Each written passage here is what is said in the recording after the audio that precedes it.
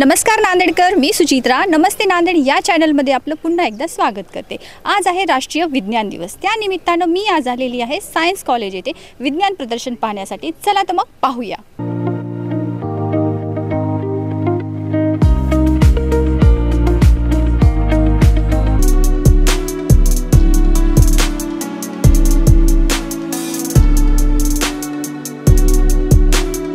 Sir, आज विज्ञान दिवस आहे, राष्ट्रीय विज्ञान दिवस. तर मला थोडक्यात सांगा की हा दिवस का साजरा करण्यात येतो? सर, विज्ञान दिवस साजरा करत येतो त्याचं कारण आपले ज्यांना नोबेल अवॉर्ड मिळालं ते सी.व्ही. रामन यांनी रामन इफेक्ट हा शोध लावला आणि हा शोध लावल्यामुळे आपण हा दिवस साजरा करत असतो.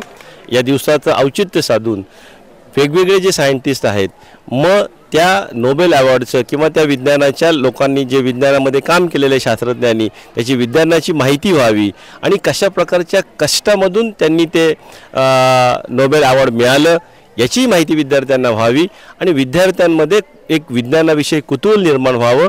खरं तर म्हणून हा विज्ञान किंवा सायन्स डे आपण साजरा करतो. सर, मला सांगा, आज आपल्या कॉलेजमध्ये विज्ञान प्रदर्शन आहे, सायन्स एक्झिबिशन. तर मला सांगा हे सर्व काय आहे, मला थोडक्यात माहिती. हे आपण 3 मॉडेल्स ठेवले आहेत.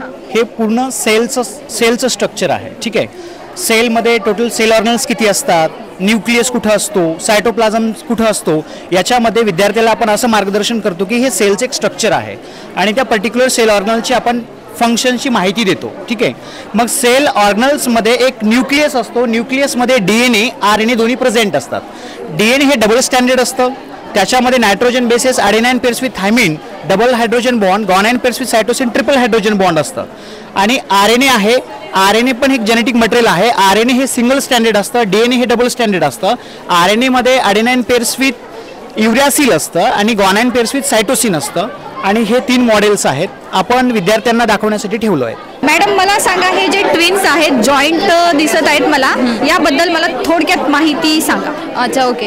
ट्विन्सचे टाईप्स असतात. एक मोनोझायगोटिक ट्विन्स असतात आणि डायझायगोटिक ट्विन्स असतं. ओके. मोनोझायगोटिक ट्विन्समध्ये काय असतं की ते आयडेंटिकल असतात किंवा बेबी गर्ल सेम असू शकतात किंवा बॉईज सेम असू शकतात. आणि जे ट्विन्स आहेत, ट्विन्समध्ये टाईप्स असतात.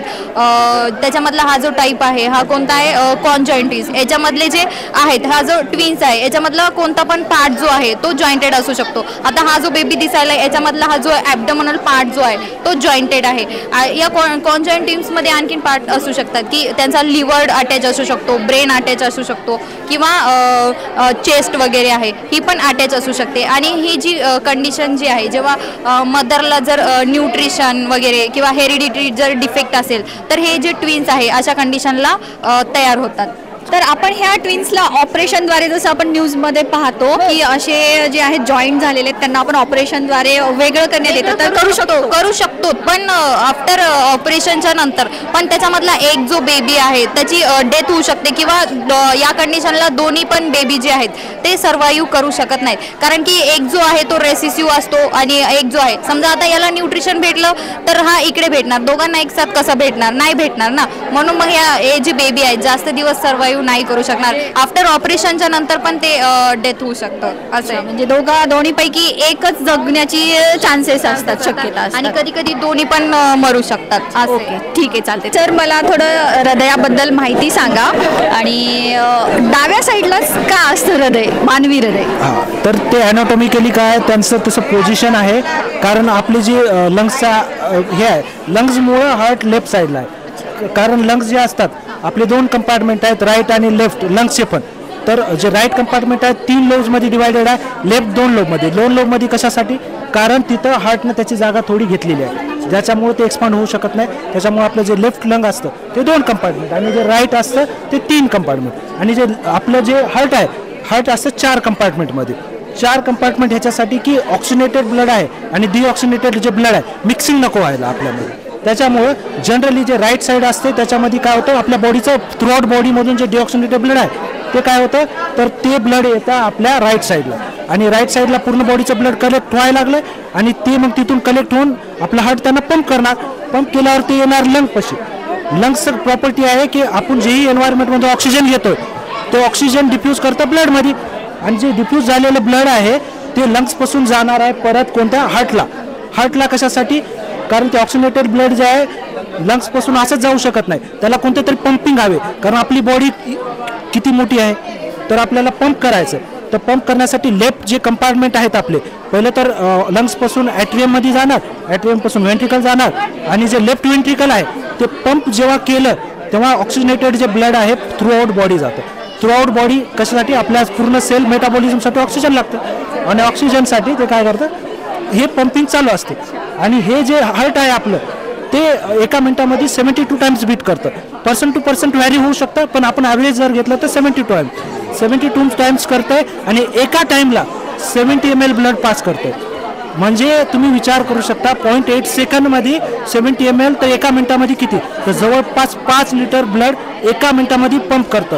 आणि थ्रू आउट लाईफ टाईम तुम्ही पाहूच शकता की किती करत असेल ते, आणि ते कधीच थांबत नाही, कंटिन्युअसली त्याचं चालू असतं काम. यस, थांबलं आपण संपलं. सरांनी इतकी सुंदर माहिती आपल्याला सांगितलेली आहे हृदयाबद्दल. Thank you so much sir. मला थोडक्यामध्ये माहिती सांगा ह्याबद्दल. Hello everyone, I am from science college Nanded, doctor Pooja Thakur. यहाँ पे ह्यूमन बोन्स है.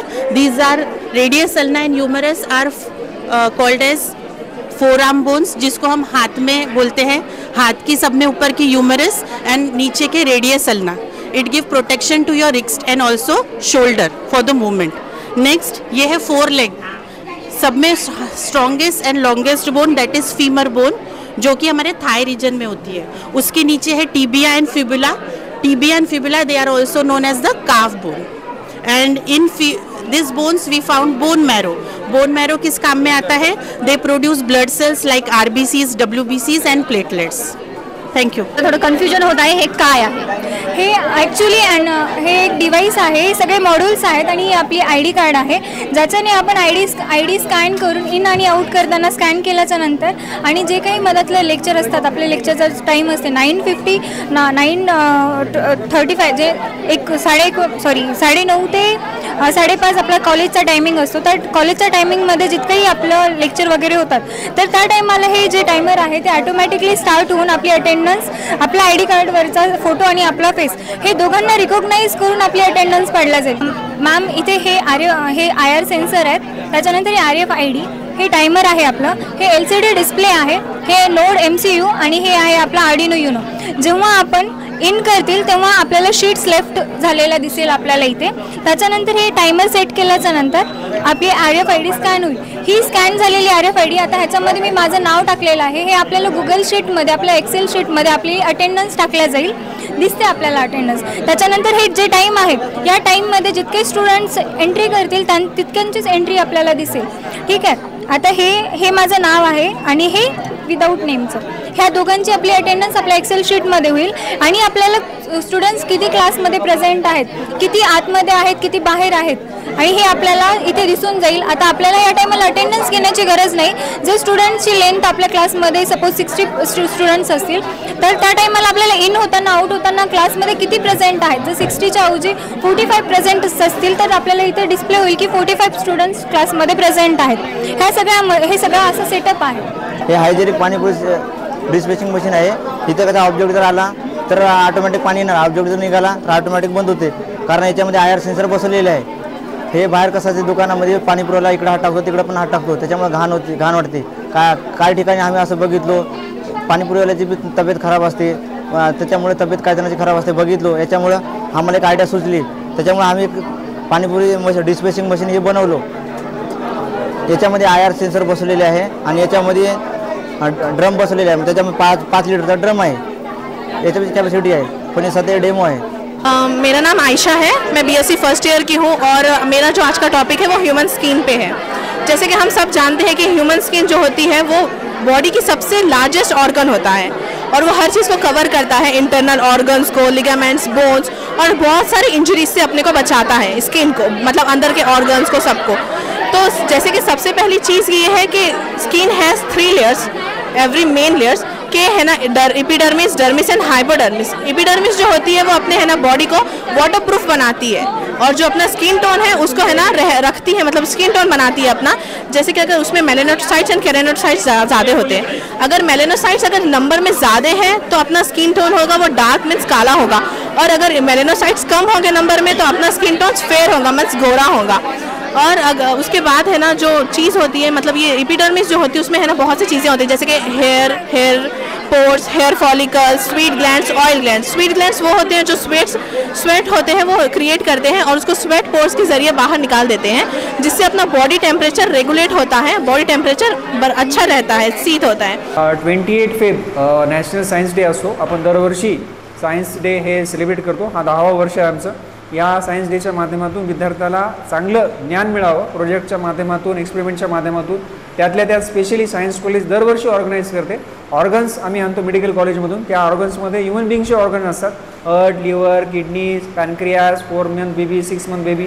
त्या माध्यमातून शाळांच्या विद्यार्थ्यांना बेनिफिट मिळते। तर नांदेडकरांनो, मी तर प्रदर्शन पाहिलेलं आहे विज्ञानाचं आणि मुलांनी 1 महिन्यापासून तयारी केलेली आहे, काही मुलांनी 8 दिवसापासून तयारी केलेली आहे आणि इतकं छान सुंदर पद्धतीनं त्यांनी मला एक्सप्लेनेशन केलेलं आहे, मला खूप आवडलेलं आहे। तर नांदेडकरांनो, हा व्हिडिओ तुम्हाला कसा वाटला मला कमेंट सेक्शनमध्ये कळवा आणि असेच नवनवीन व्हिडिओ पाहण्यासाठी आमच्या नमस्ते नांदेड चॅनलला लाईक करा, शेअर करा आणि सबस्क्राईब करायला विसरू नका। तोपर्यंतसाठी बाय।